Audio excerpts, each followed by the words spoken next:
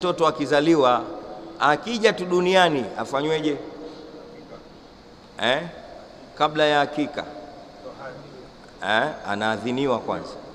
Yani ile anatoka tumboni tukishampokea muadhinie. Upande wa kulia qim swala, upande wa sikio lake la kushoto.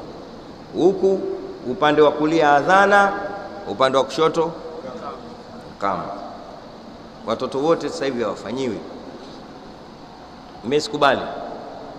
Mimi nikisikia mke wangu kajifungua na kwenda kule hospitali, ninipeni mwanangu, namtandikia adhana. Usipige ijazi kubwa kwa makelele, ni Allahu akbar, Allahu akbar, Allahu akbar, Allahu akbar, adhana yote, kisha huku kama yote kama tu swala. Hiyo ina maana kubwa. Na anapofika umri wa siku 7 zinanyolewa nywele zake. Zile nywele ndio zinaitwa aqiqa.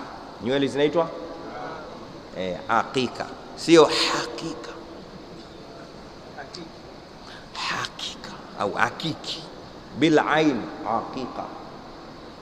Aqiqa ni concept au ni msamiati wa lugha ya Kiarabu wenye maana kilugha nywele zile anazozaliwa nazo mtoto mchanga.